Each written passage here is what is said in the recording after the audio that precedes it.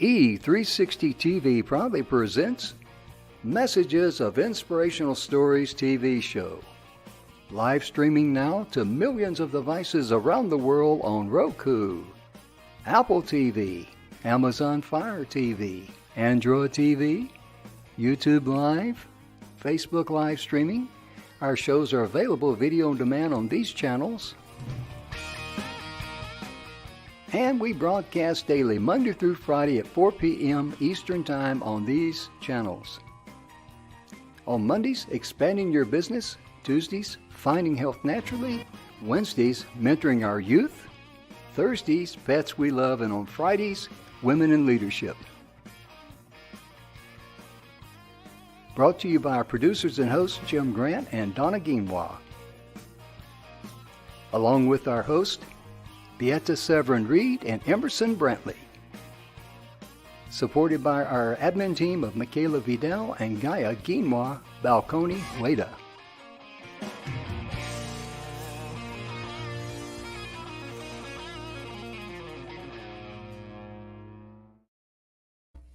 Good afternoon, everybody, and welcome to the Messages of Inspirational Stories.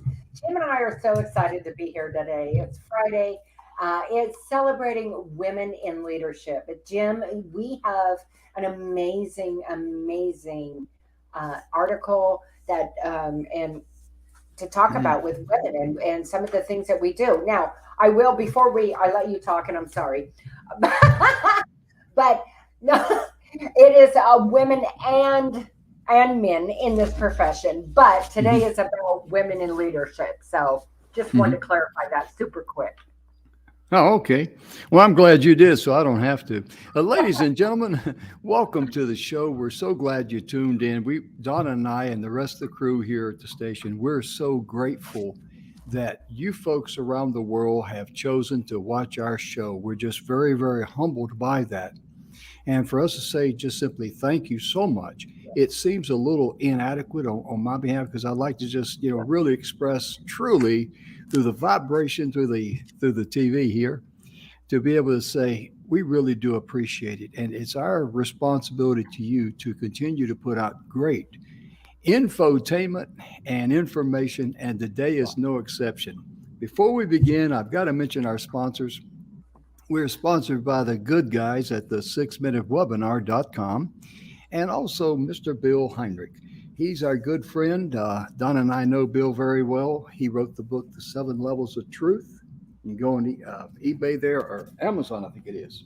Anyway, that's a picture of Mr. Bill right there. I don't do very well holding up stuff in front of cameras, but that's okay. I'm going to be 75 in August, so, they give me a break. But we are so honored to be associated with good quality people and a good quality audience, because Donna and I, what excites us about doing this show, and as well as the other host, Beata and also Emerson, we realize that our audience is a true reflection of us, our personalities, and we're just common, everyday folks, down to earth, No quirky. Oh yeah, we're yeah, we're a little nutty, so if you're a little nutty too, you fit right in, that's for sure. Oh, that's the truth.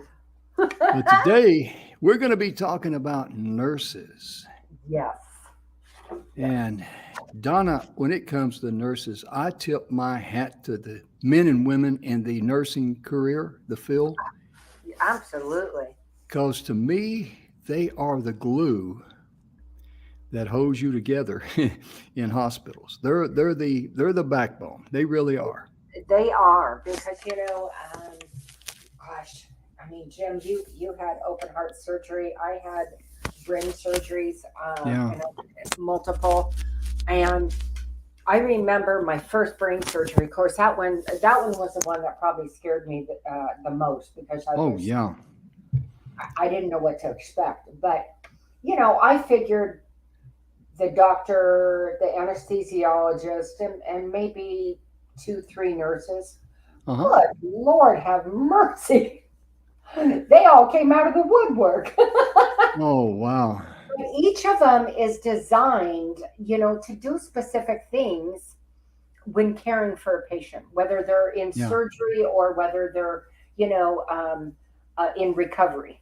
Mm-hmm. Yeah.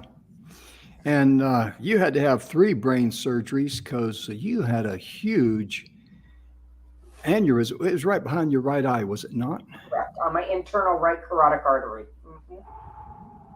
Yeah. Wow. So it was so big that my doctor, a fabulous, most amazing neurosurgeon on the planet, told me that literally if it burst and the hospital was, say, from where I'm sitting to, so you're in a room in your house and you go to the gate in your back alley, right? Your backyard, I'd have been dead long before I even tried to get up. Oh, wow. Yeah. It was a big one. Yeah, that's a very humbling experience. And when I had my heart attack, and I'm going to talk about that just briefly a little bit because this is information someone out there in TV land might would like to know. The UCLA Medical Center back in 2009, and you can Google this, it's on the internet.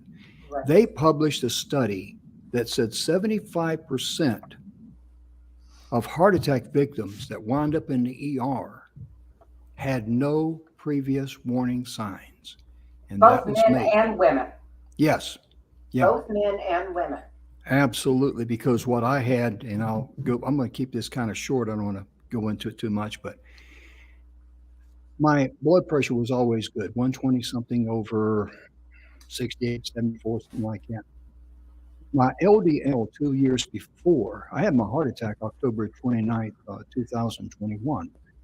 And the weekend of Halloween, I had a heart attack at midnight. That's a lot of fun. But when I went in 2 years before to have my full physical, my LDL bad cholesterol was at 73. And when I went in after the heart attack, they checked it and I was at 93. Mm-hmm. So by the medical standards, my blood pressure being good, my cholesterol levels are good. Hey, keep doing what you're doing. You're doing great. But what I had, ladies and gentlemen, this is hereditary. Men and women can have this. It's called the widowmaker.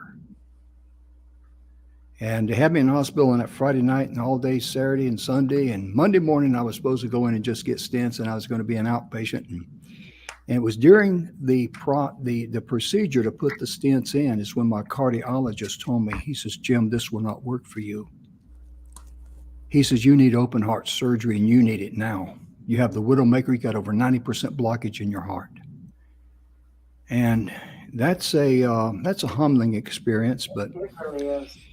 But I just got to say, from that experience, the men and women, the nursing professionals, every single one of them treated me like a prince. Mm-hmm. And I encourage you, if you're ever in a hospital or something like that, and the nurse comes in and they take care of whatever they're there to do, be sure and say thank you for stopping by, because I always tried to say that to them on their way out. Thank you for coming by. Because the first thing they'd ask when I come in the room, because I had a big 8-inch incision in my chest glued shut. And very first question, what do you think they asked me, Donna? How are you feeling? Yeah. Are you in any pain? And I had no pain. I was very blessed. So anyway, that's an eye-opening experience. But when it comes to nurses, my goodness gracious, they are still one of the top, if not the top, most respected professions. And they've earned that because of their heart and their care. And Donna, you were sharing something with me that in Phoenix, there's a shortage of nurses. Is that correct? Yeah, it was on the news this morning, and it was really interesting that we have such a shortage here. And there is, it's a San Diego-based Alliant International University, and they are opening a new nursing school here in Phoenix, in Park Central in Phoenix. So, right, because let's face it, folks, without nurses, doctors can't be everywhere, and they are, they're specifically trained to do what they do. Not that they can't do what a nurse can do, but usually they just don't have the manpower hours there to do it. Correct. They just cannot do it all. So having enough nurses is critical. And I'd like to say this too. My daughter is one of my daughters, my youngest, is studying to be a nurse, and um, she also works in a hospital, and Hmm. she's not a certified nurse yet, but she has all her certifications, because you have to have certifications to be a phlebotomist, and you have Hmm. to give medicine and do this and do that, and she's got all of those. Yeah. What she has told me, I got to tell y'all, is very disturbing. Oh. That she gets berated and beat down by so many of the people that she helps. Now, a lot of times her patients are great, but there are those patients that absolutely treat her like just burnt trash. There's not only the patient, but the families.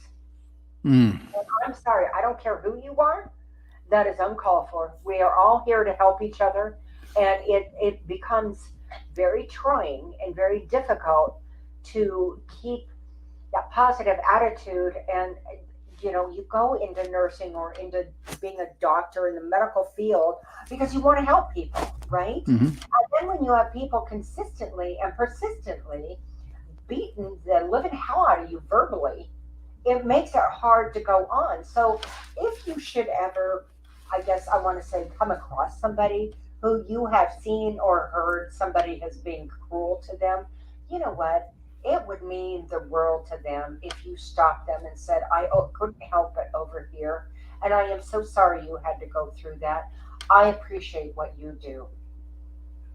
Amen. Amen to that. Because when I was in the hospital, I heard two people, and the one person I could tell by the sound, I never saw them, but being, Right. down the hall away from them, the one person I could tell was an elderly lady, and she was hollering for help in a very weak and a very, Right.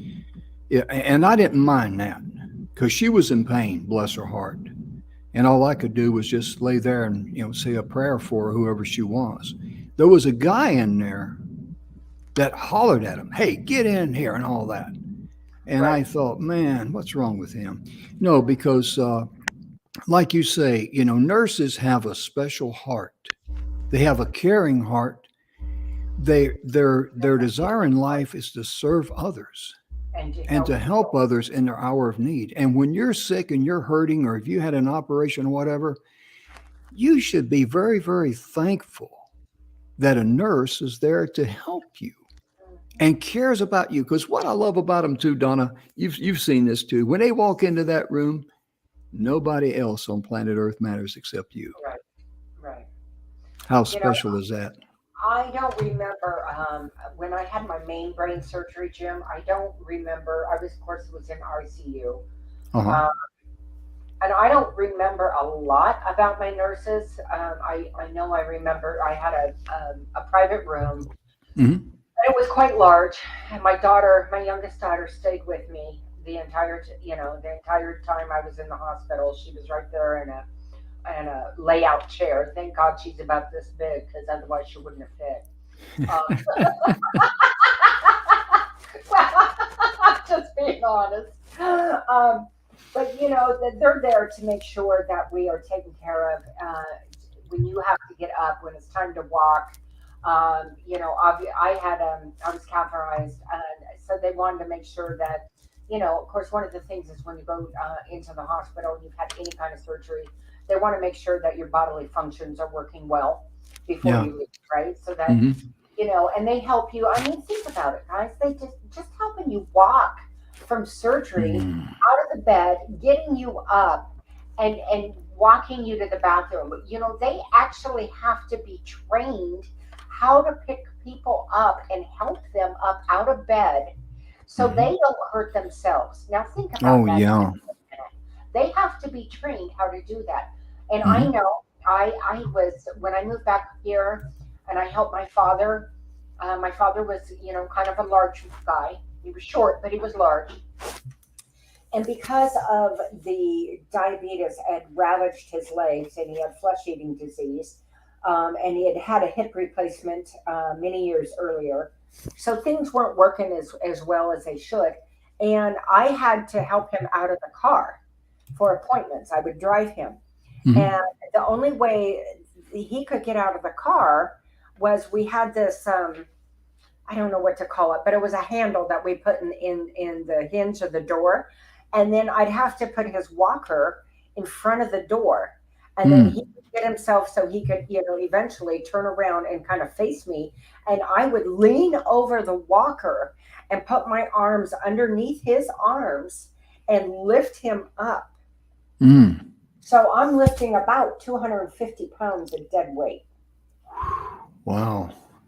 Every time he got out of the car. Every time.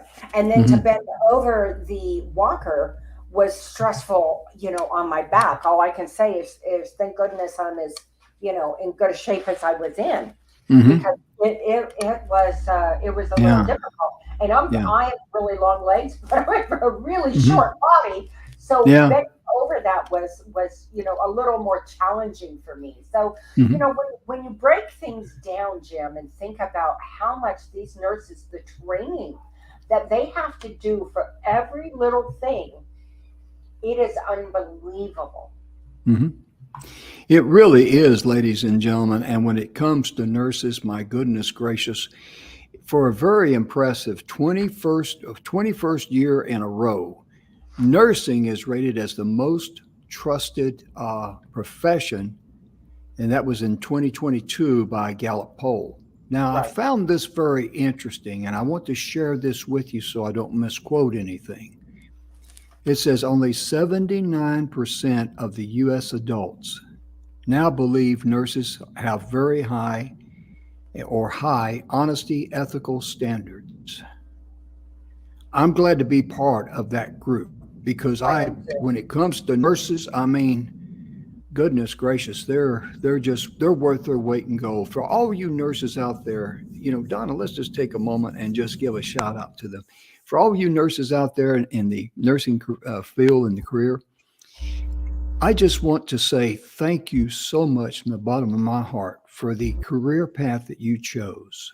And all the ones who are studying to be a nurse. And as a retired master sergeant, I just got to salute you and say thank you so much. And this goes to all the nurses all around the world.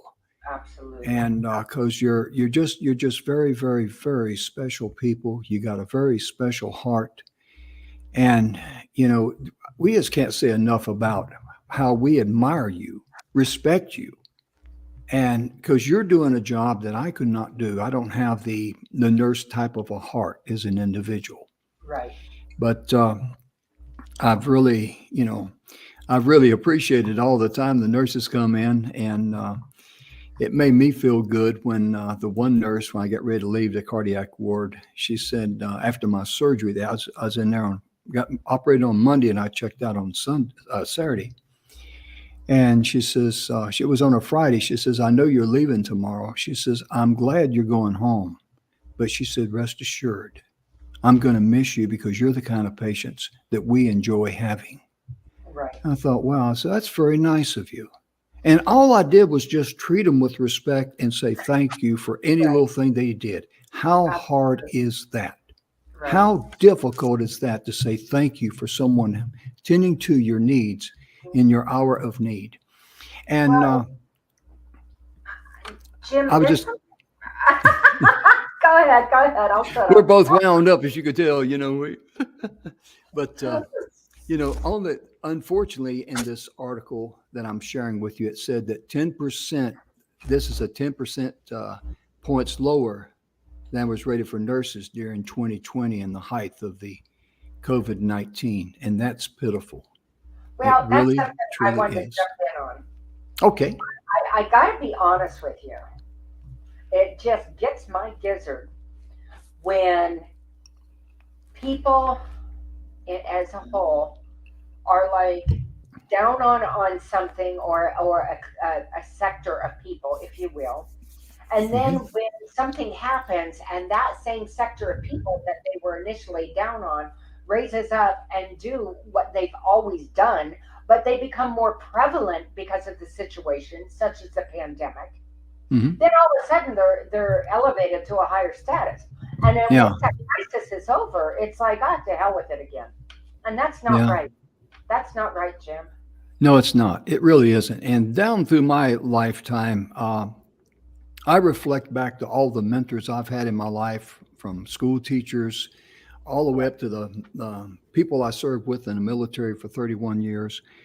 And I got to be honest with you, being a good mentor, and we cover mentorship on Wednesdays, but being a good mentor to set the standard, to show appreciation and respect for others, that should be part of our DNA. That should just be, part of our backbone. It really should be. And because nurses being the most, 21st year in a row, the most trusted profession, I understand that. And in fact, if they were dropped down to number 2, I'd probably get mad. How about you, Donna? Yes, and I think, we when we lose that lack of respect for those Yes. who are out there serving us, whether it be, in this case today we're celebrating, women who are nurses, but any kind of civil public service that they do, right? Or even the private. But when we don't hold them in the esteem that they deserve, because think about it, folks, those nurses every day literally put their life on the line for us. Think about that. Okay, Yeah. somebody comes in who maybe they're on drugs, and they're a little bit out of their own self, their own mind. They become violent, or somebody who has a mental condition who is violent, or somebody who has come in from an accident and they're in so much pain. Any number one of these things and more, people can become not themselves. They become more violent than they would normally be. And these nurses are right there on the front line. Are they not, Jim? Oh, yes, ma'am. They certainly are. As you were talking about that, what came to my mind was back. We all know during 2020, during the first lockdown and the coronavirus, or whatever they call it, the pandemic, I'll just call it like that because it's had several names. But anyway, can you imagine nurses they're human just like us, going into a hospital to do their job and tend to COVID patients? Right. I mean, think about that for a moment. That is tremendous. That's huge. And, it's just, I've joked about this on the air before. I don't know who the Einstein was that came up, with the most important thing we got to stock our house with during this lockdown was toilet paper. I mean, if they ask me, I'm an old retired master sergeant. I served in Vietnam and volunteered for Desert Storm and all that stuff. But if they ask me, okay, what do you think we ought to get? And I said, we need to stock up on some beanie weenies and crackers, But yeah, there you go. But Donna, it just amazes me how nurses are number 1 and doctors are number 2. So that was really interesting, Jim. I mean, I would not have thought that. And it said that medical doctors landed in second place, falling behind nurses, as the most trustworthy by a full 17 points, or only 62% of Americans ranking them. The other 3 professions deemed the most trustworthy were 3 pharmacists at 58%, 4 high school teachers at 53%, and 5 police officers at 50%. More than 6 in every 10 Americans deemed each of these professions as highly ethical. Medical doctors' rating is at its lowest point since 1999, and nurses since 2004, Jim. Wow. 2004. That's almost 20 years ago. Yeah. Oh my goodness, it is, isn't it? Yeah. Well, sorry to wake you up that way, buddy, but there you go. yeah. I tell you, she does that to me sometimes. She knows, We know each other very well. Donna and I are brothers and sisters by different mothers. And that brings out something that I always like to say during a broadcast somewhere. Sometimes I don't say it every broadcast, but we need to love ourselves first, and we need to love others. And we need to have enough love. We need to have enough love in our heart to forgive ourselves when we make a mistake or do something wrong or whatever, and do everything you can to make it right. Also, too, if we had the heart of a family dog as far as loving others, can you imagine what a wonderful world it would be? Oh my goodness. Oh my goodness. It'd just be fantastic, wouldn't it? It would be. It very much would be. Life would be a happier place. Yeah. And I'd like to say something too about the pharmacists, the men and women that serve there, and how much I don't know the stress, but I know it's a stressful job. Let me say that, because they cannot afford to make a mistake with your medication. No, and more and more they have because of the medications that are classified as a 1, a 2, and a 3, and that they have to be locked up, and only certain people have keys to those cabinets. Oh yeah, class medications, right? The narcotics that are being prescribed because of the issue that obviously goes with them. And so those pharmacists, they're under a lot of pressure. You're absolutely right, Jim. Yes, absolutely. And I'll tell you something, when it comes to the professions in there, nurses were number 1, doctors number 2, pharmacists were number 3. And these are some of my favorite people. Who was number 4? Do you remember that on the list? High school teachers. High school teachers. Yeah, I got to give a shout out to them, because bless their heart, I was a kid in the 50s and an overly intelligent teenager in the 60s. And those wonderful people had enough love and understanding in them to overlook me and forgive me and help me along. I had great teachers for me in my areas where I needed help. They went the extra mile to make sure that I was able to advance through school. And that includes grammar school. And it's just amazing. And let's give a shout out to, I'm getting a little bit off topic here, but I just got to do this, to the police officers, men and women that wear the uniform. Boy, they put their life on the line for us every day. My grandson is a Houston Police Department officer. And so, yeah, I worry about him a lot, And, the thing, too, is that I got to tell you a funny story out of school. I know I haven't shared this on the air before, but I was coming back. Elva and I were in the car, and we were coming back. It was about midnight, and we're just about 3 miles from home, and they had just cut the speed limit down. And I knew that, but I didn't think about it at midnight, because we're just talking, and we're both tired, wanting to get to the house. And all of a sudden, this police officer turned on the lights behind me. It's actually a Texas Highway State Patrolman. And so I pulled on over there, and since it was dark and all that, what I did, I turned on the interior lights out of respect for that officer, so he could see who's in the car.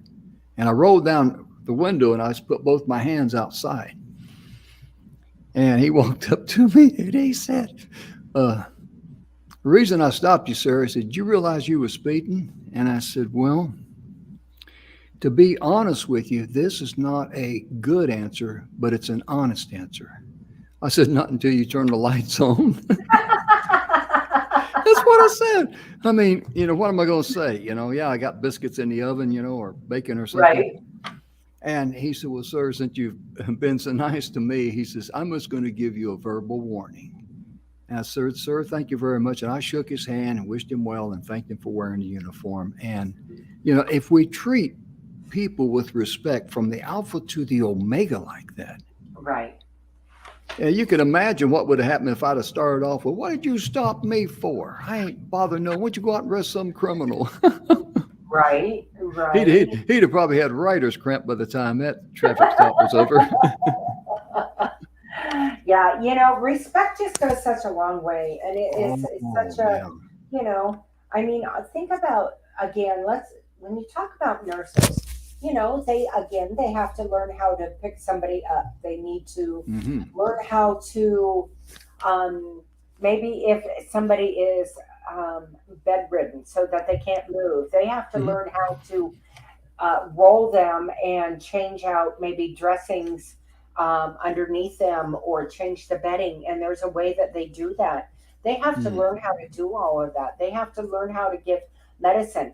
They have to be competent and not mix Mm. up medicines. Okay. And Oh that's yeah. why they have to have certificates in order. They go Mm. through school and they have to learn how to do this and to distribute medicines. And Oh why they yeah. continuously every year have to be recertified in Oh their yeah. area, Jim. Yes, they do, Donna. And when I had my surgery on Monday, and on Wednesday night my heart went into AFib, and that's not a fun thing at all. I mean, your heart's racing, and all you can do is lay there and pant like a dog. And I had a what they call a central port right here in my shoulder after surgery in case I needed something. And the nurse came in. She says, "I'm going to run this into the port here." And she says, "It's going to take about 5 minutes."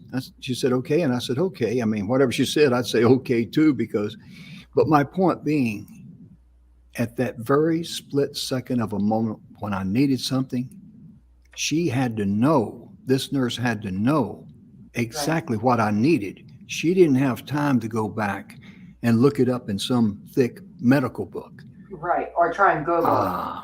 Yeah, yeah, amen. And I mean, I tell you right now, and it, my heart rate is like 122 beats a minute, and all I got to do is lay there and pant like a dog. It's for those of you who's been through AFib, you know what I'm talking about. For those of you who haven't, hope you never do. Hope you never Right, experience that. It's, because my brain when that happened, I thought, oh no, I got 4 new tubes, right. bypasses in. I hope nothing springs a leak or I blow a head gasket or something.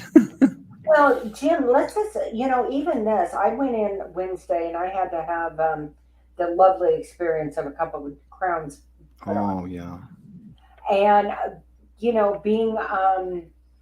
being redhead, I am, if you will, a little more immune to pain pills than a lot of people.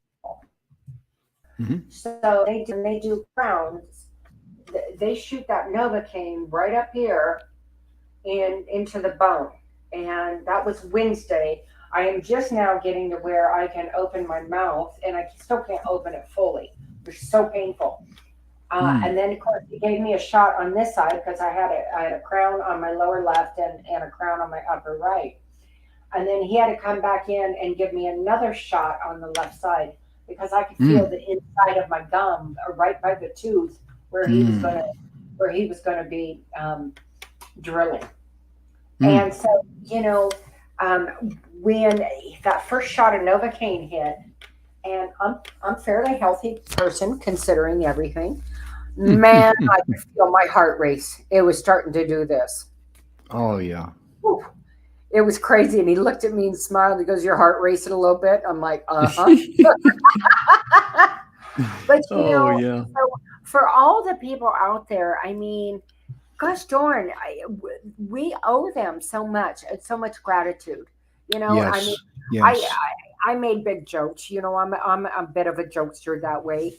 He came and got me out of the waiting room, and he said, "Hey, Donna." I said, "Oh, I see you're bringing me in personally for the pain and torture session." And I know what you mean. he started And laughing. He had given me my first shot of Novocaine, and I'm sitting there waiting for it to kick in. And I sent my oh husband a yeah. text, and I sent him a text, and I said, "Hey, Dad, so far camp is good." I said, "The pain medicine really hurts, but the music's good. Could you send money for snacks?"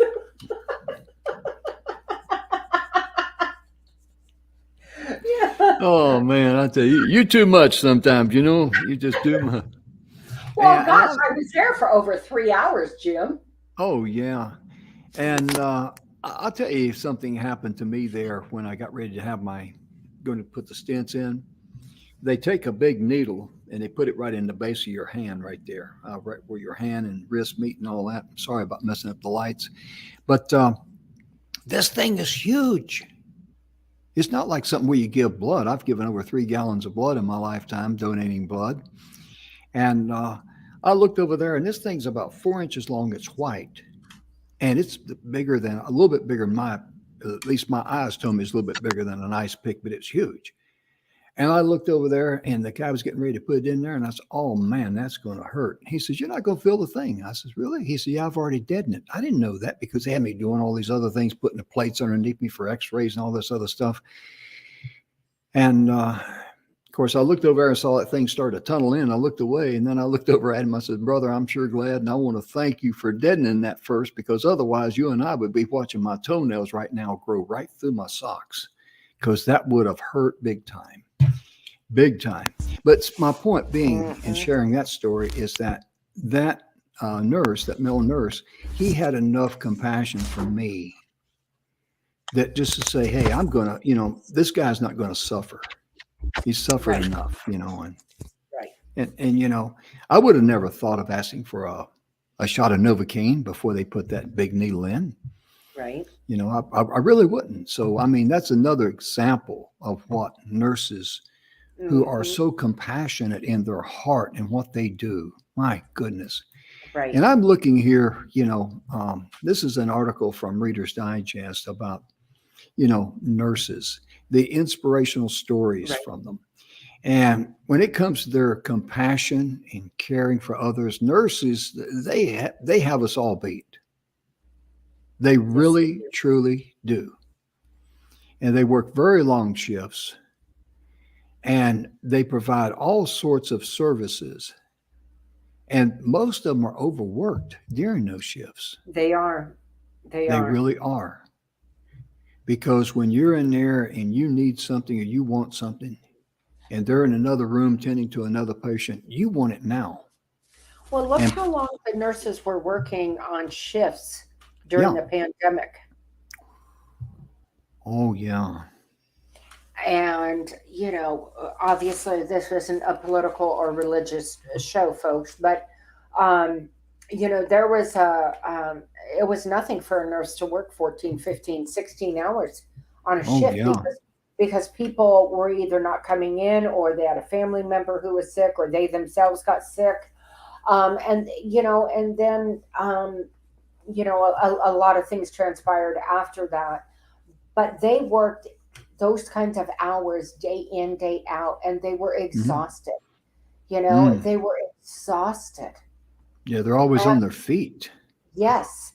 And, and that's why, the nurses have, I remember when we were young, we'd kind of smirk at about, when we were kids about the nurses' shoes or what have you, because they're, we're very fashion stylish, right? And then as you get older, you look at the shoes and go, man, are they smart? Those look comfortable.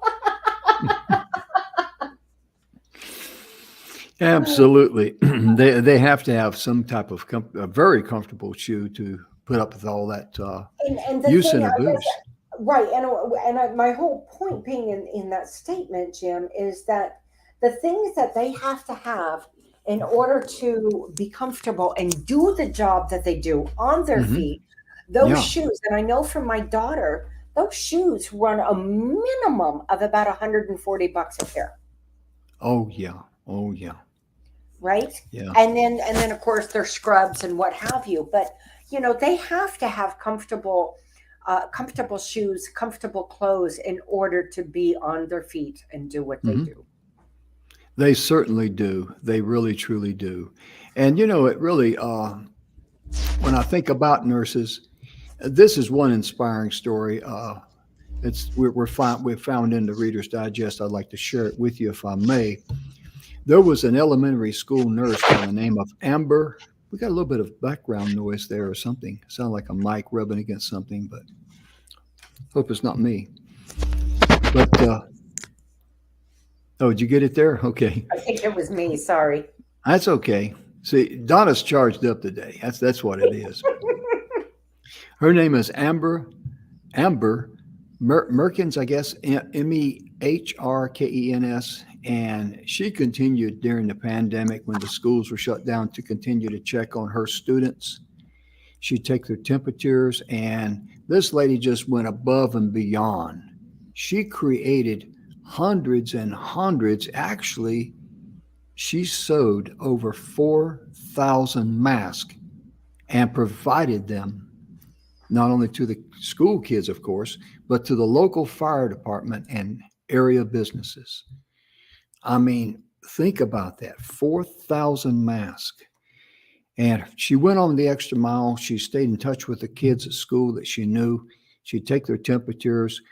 And I don't know if this lady will ever see this broadcast, but rest assured, she was one shining example of how people rise up to the occasion during any type of a crisis and say, I'm going to step out and make a difference. What can I do to help one more person? Yeah. And that's a good question for all of us to ask ourselves. How can we be a blessing to others? Right. How can we step out of our comfort zone sometimes and think about someone else rather than ourselves? That's a good question for me to ask myself. And I'm sure it's a good question for people out there in TV land to ask themselves. Absolutely. You know, one of the things that, you know, we're talking about that nurses were in shortage here in Arizona. I want to go back. You know, a lot of our viewing audience is, you know, our age. But let's go back to this. I remember in grade school, every school had its own nurse. Yes. Full time. Every school had its own nurse. And then the bigger the school, they would have maybe an assistant that would come in, you know, part-time with that nurse. Now, let's fast forward. When my children were going to school, nurses had 4 or 5 schools that they visited. They rotated. Wow. Right? So a lot of times when my children weren't feeling well, they would go up to the office and say, I'm not feeling well. And then it became the receptionist's job to take their temperature and put them in the little nurse's room and sit them down and see if they were okay to go home or okay to stay. And that they would be the ones calling me saying, you know, Donna, your child isn't feeling well, blah, blah, blah, blah, blah. So, you know, we have gone from one to multiple schools now. Think about that, Jim. That's a tremendous responsibility because, gosh, I remember in school, we had a school nurse and they were there. That was their job. Yep. And they were very good at it. I mean, I got patched up for a few times from a school nurse, and again, they were always very compassionate, and you know, their focus was on your comfort, and you know, skint knee, you know, playing baseball or something, you know, or you know, just band-aid you up, you know, and take care of you and let you know you're going to be okay, and all those good things. And it's just growing up in Phoenix, Arizona, I can promise you, back in the day, we didn't have all these nifty school playgrounds that they have now. I mean, ours was hot metal, folks. And we'd slide down those metals or on the swings, and I'm telling you, it'd burn your legs, it'd burn your the chains. You know, we didn't have things to put on the chains for the swings, and those are that's metal right. chains. Yeah, those are metal chains, and you know, you talk about tough. But I remember more than once going in with a burn that I couldn't get on the back of my thigh or something that I couldn't deal with, if you will, because I got burnt on the playground. Oh yeah. Yeah, because I remember when I lived in Arizona how hot metal could get. I mean, it's just way, you know. Yeah. There's really the surface is. of the sun, and then there's Arizona.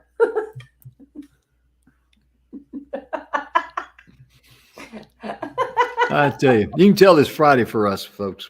You can tell that, you know, Friday's coming. But it really is amazing when you read about these warming stories, that there. And, there's nurses fill in for family during chemo treatments. And I like to share this story with you, if I may. There is a nurse by the name of Wendy Goodine, Goodine, and or a person, I'm sorry, was recently diagnosed with stage 3 breast cancer. And she moved in with her mother and stepfather to receive treatment. And when she arrived at our first appointment, she was obviously very nervous, and she was frightened, and understandably, and emotional too. Due to the coronavirus, she was not allowed to bring anyone with her to her weekly chemo treatments. But filling in for her family, the nurses provide an understanding ear and continuous support throughout her sessions. And when she couldn't leave her home, there was an RN who was a social worker. This registered nurse, her name is Heather Keith. She delivered 3 boxes of food every week. And Goodine considers these caring nurses to be her personal heroes. Right. I mean, think about nurses going the extra mile to make sure they deliver food to the house. My goodness gracious. What does that tell you, folks, about nurses? Right. Oh. And let's talk about the hospice nurses who go to assisted living, right? I remember when my folks were in assisted living, and was a really difficult time. And the hospice nurse that was assigned to my parents was absolutely wonderful. She was kind, she was thorough, she was smart, but she understood that it was my parents, right? Yeah. So she listened to me. She didn't negate what I said, or my concerns, or my lack of understanding, right? In the medical issues or the medical world. She didn't negate that. She would explain it to me. And when my folks died and she was on call and came, she was there with tears in her eyes, Jim. Tears in her eyes. Yeah. Yeah, I remember, I don't think I've ever shared this story on the air before, but about 25 years ago, something like it was in the late 90s, I was able to reconnect with some folks from Tay Ninh. That's where I served at in Vietnam. And this lady was a nurse in the military, and she was a surgical nurse. And because we're both Vietnam veterans, we talk on a different level. We can get a lot more intimate as far as, what we saw, what we experienced, and all that we do not discuss with Joe or Jane on the street. Right. And she made a comment to me that I've never forgotten. She actually said, from what she experienced and saw and worked with doing her job in the surgical ward there of the Tay Ninh Hospital,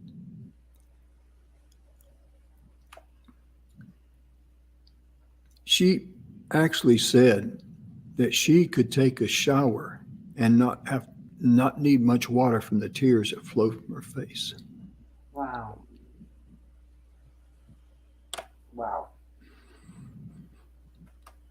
And that just really, it still hits me. Absolutely. And I can't imagine the mental scars that she has from that experience. And we talked quite a bit, and then I don't know how we lost contact. I really don't. But sometimes we'd spend a couple hours on the phone just talking. Right. And she told me, she says, "You're a good listener. You're good therapy for me." And I says, "Well, vice versa, Joanne. Right. You're good therapy for me too. Mm-hmm. And, and there's a lesson in that we should be there for our fellow man, woman, okay? People in our lives, whether they're relatives, whether they're friends, whatever it might be, we need to be there for them in their hour of need. And because nurses, they set such a high standard of being there. Self-sacrifice. Oh my goodness. They sure do. Yeah. And Donna, let's share one more story here, if we may here. I'm talking about this. It says a Virginia nurse sells to assist New York City hospital staff. And it's got a picture of this female nurse, and she's on a sailboat, and she's standing there at the wheel. But when the corona virus outbreak began, Rachel Hartley's hospital started canceling elective surgeries. The anesthesia pre-op nurse, she knew where she could be the most helpful, and that was New York City. Right. She contacted a nursing recruiter and signed a contract with New York University, Langone Hospital there in Brooklyn. Instead of seeking traditional housing, she and her husband embarked on a 35-hour trip from Virginia to New York in their 50-foot sailboat. On her first day working in the intensive care unit, cases were mounting and the hospital was overwhelmed with sick and dying COVID-19 patients.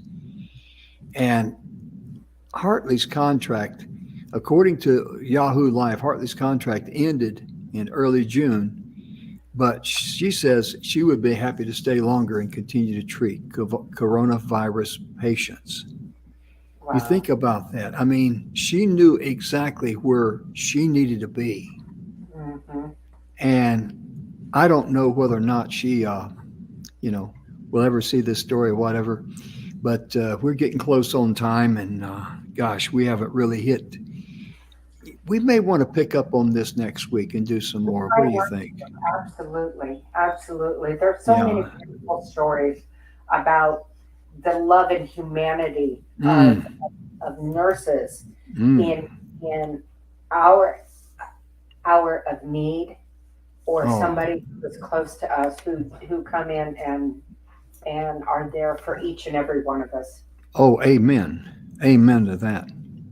Ladies and gentlemen, our time is about gone. We're wrapping up here on the hour, and we just want to thank you so much for tuning in. And most importantly, we want to thank you for watching our show and, supporting our supporters and all that. And when it comes to nurses, Absolutely. If you know a nurse, if you know a doctor, if you know a firefighter, if you know a police officer, whatever it might be, and they do a good job to serve others, even putting their life on the line. We normally think of police officers being the one to do that, but hey, nurses and doctors do too when they're dealing with very serious health issues. Absolutely. At least, if you have an opportunity, or maybe send them a card or a text, whatever, and let them know how much you appreciate them, because that's so critical. Yeah.